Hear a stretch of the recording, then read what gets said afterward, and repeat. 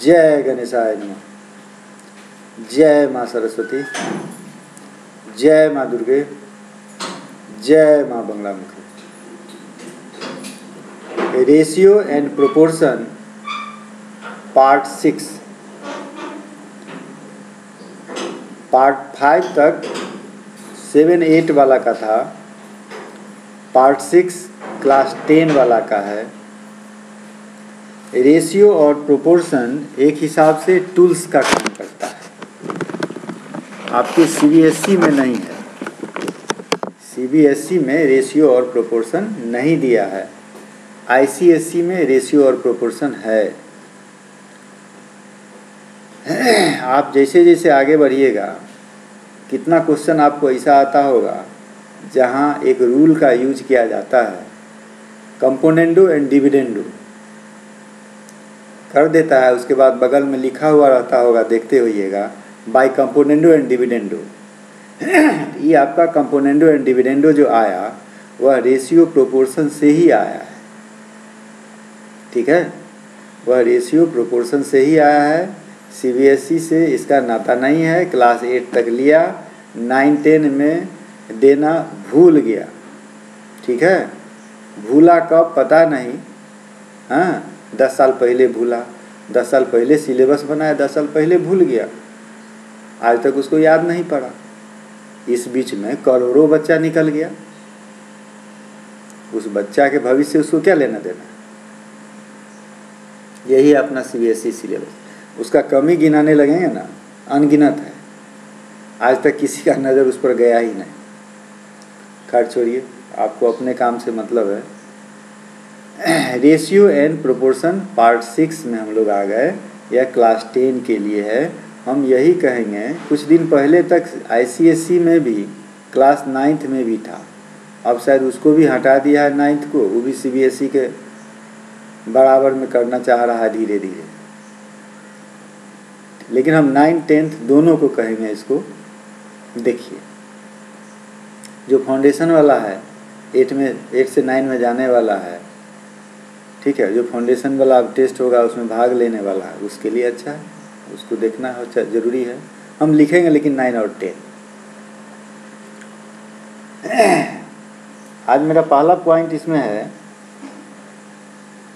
कि हम लोग जो रेशियो बनाए हैं, जैसे 2/3 लिखे, 5/2 लिखे, 2/2 लिखे, नहीं, इसको 3 भाग में बांट दिए, ठीक है। इसमें इक्वलिटी भी होगा और इनइक्वलिटी भी होगा। नहीं, इक्वलिटी वाला केस जिसमें न्यूमरेटर और डिनोमिनेटर सेम है, जैसे हम बोले 2/2, a/a, ये क्या हुआ, इक्वलिटी में आ गया। और इनइक्वलिटी के केस में, यानी इक्वलिटी में आपने क्या देखा कि न्यूमरेटर और डिनोमिनेटर बोथ आर इक्वल, ठीक है, but in greater inequality, 2 types of inequality, greater inequality और स्मॉलर या लेस इनइक्वलिटी कह सकते हैं आप। तो इसका जो रिलेशन होगा न्यूमरेटर और डिनोमिनेटर से होगा, if numerator is smaller than denominator then it is called क्या, less inequality, and when numerator is greater than denominator then it is called greater than inequality. नहीं, इसके बाद हम लोग पढ़ेंगे, बहुत सारा रूल है इसमें, कंपाउंडेड रेशियो है, डुप्लीकेट रेशियो है, सब डुप्लीकेट रेशियो है, ट्रिप्लीकेट रेशियो है, सब ट्रिप्लीकेट रेशियो है, अल्टरनेंडो है, कंपोनेंडो है, इन्वर्टेंडो है, डिविडेंडो है, बहुत सारा रूल इसमें है, ठीक है। उसको हम लोग बारी बारी से पढ़ेंगे। चलिए अपने काम पर आ जाइए। जय गणेशाय, जय माँ सरस्वती, जय माँ बंगलामुखी। देखो, तुम लोगों को थोड़ा भी सर्दी खांसी हो जाता है, आराम से घर पर बैठ जाता है, एक बहाना मिल जाता है, हमको ही बुखार है, समझा, फीवर हमको है, लेकिन एक मेरे फीवर से क्या हो, हम कभी इस सब से कोई माने नहीं रखते हैं। इसीलिए एक मेरे फीवर होने से यदि हम रेस्ट करने लगेंगे तो सैकड़ों हजारों बढ़ जाएगा, नहीं, इसलिए हम थोड़ा सा मेहनत कर लेते हैं, मान लीजिए आधा घंटा मेहनत कर लेंगे तो हज़ारों बच्चा तो बना लेगा, एक दिन का समय तो बचेगा। क्या एक दिन तुम पहले कोई चीज़ सीख लेगा? यही यदि हम 2 दिन के बाद डालते, 48 घंटा के बाद डालते, तो 48 घंटा के बाद आप किसी चीज़ को सीख पाते? नहीं, अब 48 घंटा कम से कम पहले सीख लीजिएगा। यही है, समय के महत्व को समझिए। जिनको अपने जीवन से लगाव है उस समय से ज़्यादा लगाव रखें। समय व्यर्थ कभी नहीं बिताएं, कभी नहीं बिताएं समय व्यर्थ। ठीक है, समय व्यर्थ बिताने का मतलब ही है कि आप अपने आप को निगेटिव में ले जा रहे हैं। थोड़ा इसको ऊंचा कर दिया जाए तो ज़्यादा अच्छा रहेगा।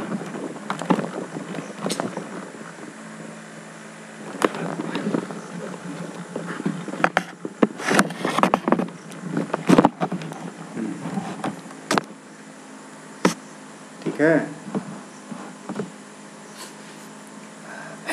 और ऊंचा करना जरूरी है। ठीक है, चलिए इसमें हाँ क्या पढ़ना था हम लोगों को? कौन पॉइंट है? Ratio and proportion part 6। Ratio and proportion part 6 इसके लिए है 10th वालों के लिए, और मेरे हिसाब से 10th और 9th के बच्चे दोनों देखें। ठीक है, देखो जैसे जब तुम 10 के बाद 11th में जाएगा तो 11th और 12th का सिलेबस मिक्स होता है। बहुत सारा चीज़ 11th का 12th में पढ़ाया जाता है और 12th का 11 में पढ़ाया जाता है। उसी प्रकार से 9 और 10 का भी सिलेबस मिक्स है। कुछ पार्ट 9 का 10 में चला जाता है, कुछ पार्ट 10th का 9th में चला जाता है। ठीक है, इसलिए इस बात को रखो दिमाग में। ऐसा नहीं कि कभी 10th वाला आ जाता है तुम समझता हो मेरे सिलेबस में ही नहीं है। जब तुम्हारे सिलेबस में ही नहीं है ये सोचेगा तू, तब तो कोरोना आएगा ही। समझ गया? कोरोना से दूर रहना है तो इस बात को दिमाग में हटाओ कि सिलेबस में क्या है नहीं।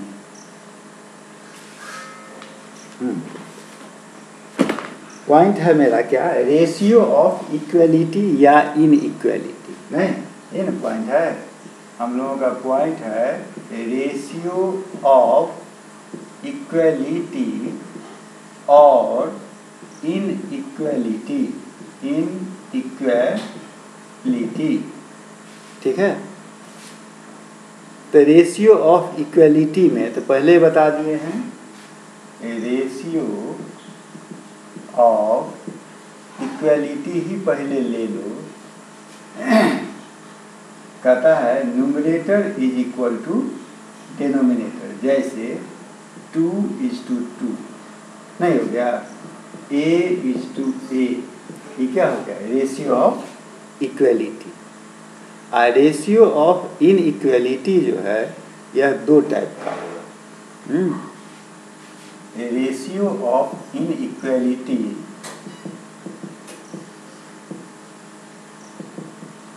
रेशियो ऑफ इनइक्वलिटी आपका 2 टाइप का होगा। ठीक है, कौन कौन टाइप का हो गया?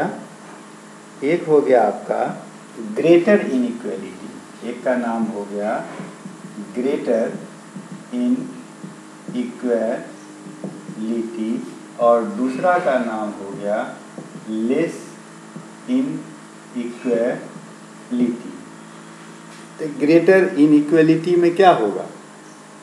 तो ग्रेटर इनइक्वलिटी में जो आपका फ्रैक्शन के हिसाब से यदि आप लेते हैं तो इम्प्रॉपर फ्रैक्शन और प्रॉपर फ्रैक्शन होता था ना?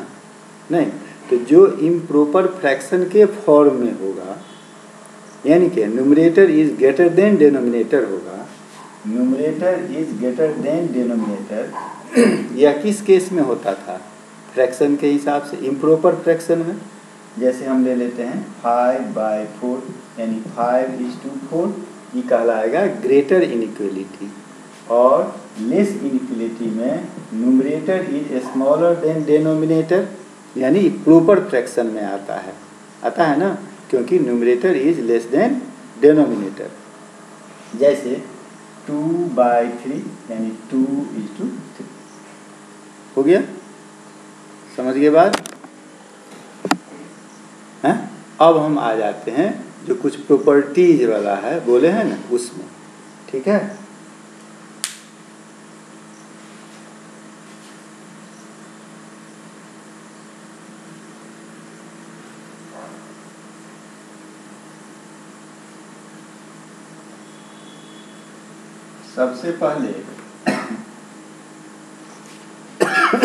सबसे पहले आप आ जाइए, कंपैरिजन ऑफ रेशियो जो है पॉइंट है आपका, comparison of ratio.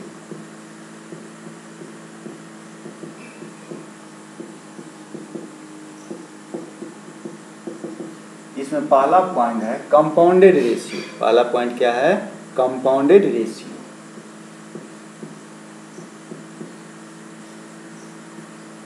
Compounded ratio ये क्या है कि जैसे कोई दो फ्रैक्शन है, मान लो एक फ्रैक्शन या एक रेशियो A/B है और दूसरा क्या है C/D, यानी क्या A/B और C/D। इसका कंपाउंडेड रेशियो हमको निकालना होगा। इसका कंपाउंडेड रेशियो हो जाएगा AC/BD, ठीक है। यदि मान लो एक दूसरा रेशियो है A/B, C/D, E/F, इसका कंपाउंडेड रेशियो निकालना होगा तो हो जाएगा ACE/BDF, यानी रिजल्ट हम लोग क्या निकाले? Product of antecedent by product of consequence. नहीं हो गया है? कंपाउंडेड रेशियो कैसे निकलेगा? Product of antecedents by product of consequence, ठीक है। अब आ जाए दूसरा पॉइंट है मेरा डुप्लीकेट रेशियो। नहीं, डुप्लीकेट रेशियो कैसे निकलेगा? डुप्लीकेट में आ जाइए, डुप्लीकेट रेशियो जैसे एक रेशियो A/B है, ठीक है, तो इसका डुप्लीकेट रेशियो हो जाएगा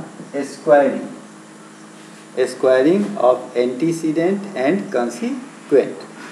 नहीं, दोनों को स्क्वायर कर दीजिएगा तो वह डुप्लीकेट रेशियो हो जाएगा। जैसे एग्जाम्पल आप ले लीजिए, इसमें भी एग्जाम्पल ले लीजिए आप।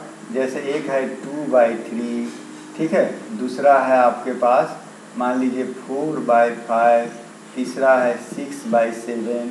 इसका कंपाउंडेड रेशियो निकालना है तो 2 4 जा 8 6 जा 48, 7 5 जा 35, 3 जा 105। ये आपका हो गया कंपाउंडेड रेशियो। नहीं, उसी प्रकार से डुप्लीकेट रेशियो निकालना है। मान लीजिए कि 2:3 का, इसका डुप्लीकेट रेशियो क्या हो जाएगा? 2² यानी 4:9 हो गया। अब आ जाइए तीसरा नंबर, सब डुप्लीकेट। जब ये डुप्लीकेट हुआ, डुप्लीकेट में स्क्वायर हुआ तो सब डुप्लीकेट में स्क्वायर रूट हो जाएगा, ठीक है। सब डुप्लीकेट रेशियो क्या होगा? जैसे A/B है, इसका सब डुप्लीकेट क्या होगा? √A/√B। एग्जाम्पल ले लीजिए, मान लीजिए 144:169, यानी √144:169 यानी 12:13। ये आपका हो गया सब डुप्लीकेट रेशियो, ठीक है। अब आप आ जाइए ट्रिप्लीकेट रेशियो, ठीक है। अब आप ट्रिप्लीकेट रेशियो में आ जाइए।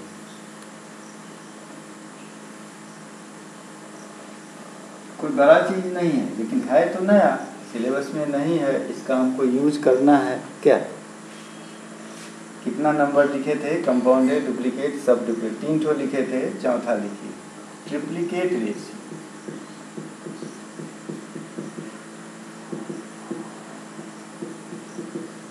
ट्रिप्लिकेट रेशियो में क्या होगा, cube of antecedent and consequent, ठीक है। ट्रिप्लिकेट रेशियो में जैसे A:B है, इसका ट्रिप्लिकेट रेशियो A⁴B³ हो जाएगा। क्या हो जाएगा, A⁴B⁵। जैसे 5:6 क्या हो जाएगा, 5⁴6³ यानी 125:216 नहीं हो गया। इसी का आ जाइए पांचवा, जब ट्रिप्लिकेट रेशियो है तो सब ट्रिप्लिकेट रेशियो, सब ट्रिप्लिकेट रेशियो A:B का क्या हो जाएगा, ⁴A:⁴B, ⁴A:⁴B, ठीक है।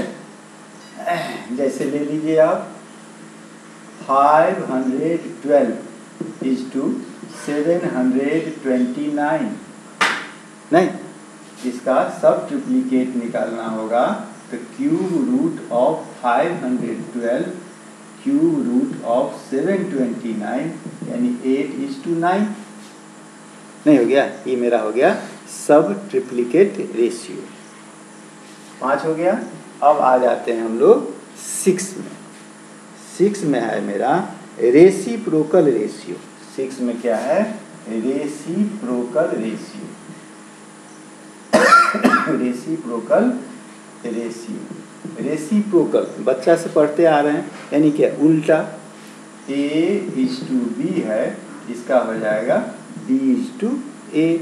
जैसे 5:7 है तो हो गया 7:5, इसको बोलेंगे रेसिप्रोकल रेशियो। हर का नाम होना चाहिए ना, रूल होना चाहिए ना। कितना टाइम हुआ है, ज़्यादा टाइम नहीं हुआ, हो सकता है कि इस पर कुछ क्वेश्चन डाल दिया जाए।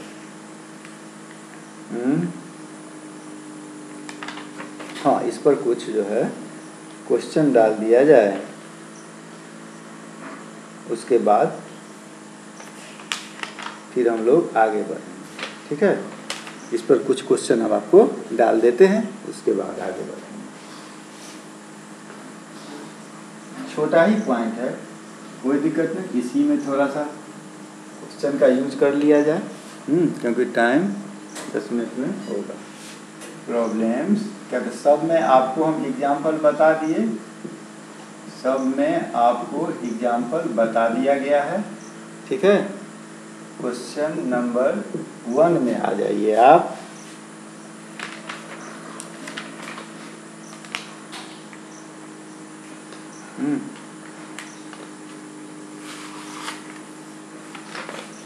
क्वेश्चन नंबर 1 है find the compounded ratio. Question 1 है फाइंड द कंपाउंडेड रेशियो। इसका निकालना है भाई कंपाउंडेड रेशियो। पहला 4:5, पहला लिखिए आप 4:5, 4:5, √2:3, 15:18। इसी का लिखिए दूसरा, ज़्यादा नहीं, 1-2 सब में ले लीजिए। दूसरा लिखिए आप A+B ratio A-B, A² + B² ratio A+B², ठीक है। और तीसरा एक और ले लीजिए x² - 36 ratio x² + 3x - 18, x² - 9 ratio x² + 5x + 6 दिखाई दे रहा है, ठीक। और इसके साथ साथ एक और है and x + 2 x² + 3x। Question number 2 find the duplicate ratio, find duplicate ratio, duplicate ratio. First में आ जाइए 7a:5b, 7a:5b। सेकेंड में आ जाइए √11 और थर्ड में आ जाइए a/3:b/4। Question number 3, find triplicate ratio, triplicate ratio. First में आ जाइए 5m/11n। सेकेंड में आ जाइए x⁻⁴/y⁴।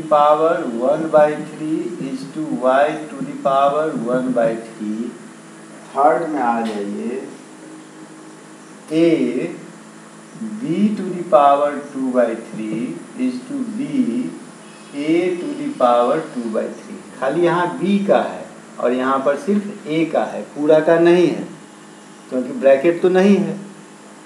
क्वेश्चन नंबर 4, फाइंड सब डुप्लीकेट, फाइंड सब डुप्लीकेट,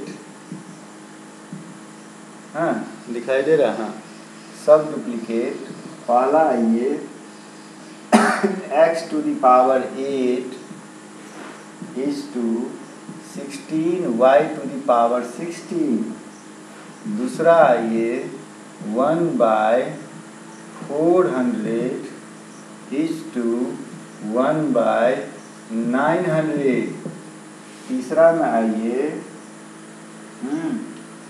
100x⁻⁴y⁴6:900 तो लिख दिए 4900x⁸ अब आ जाइए क्वेश्चन नंबर 5, फाइंड सब ट्रिप्लिकेट, सब ट्रिप्लिकेट में पहला में आ जाइए नीचे कर, हाँ फाइंड सब ट्रिप्लिकेट 1/512/1/729 और दूसरा में आ जाइए 343y⁴6:729m⁶ हो गया 5। अब आ जाइए आप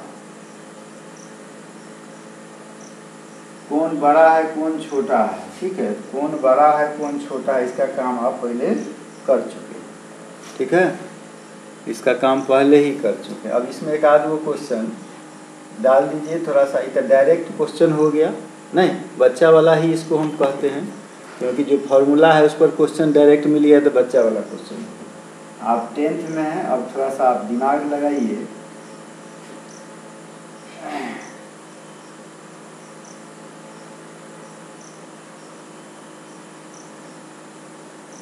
जैसे एक क्वेश्चन है find the ratio compounded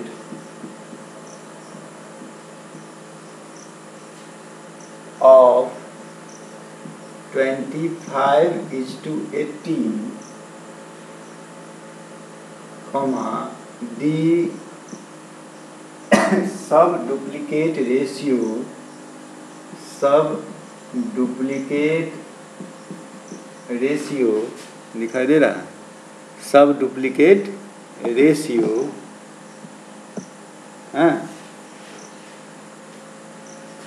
of 81:49, the triplicate ratio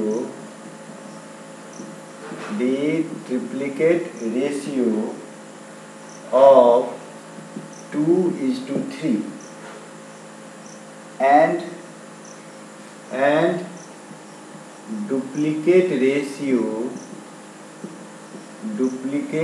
ratio of 5:7, 5:7। एक क्वेश्चन और लिख लीजिए।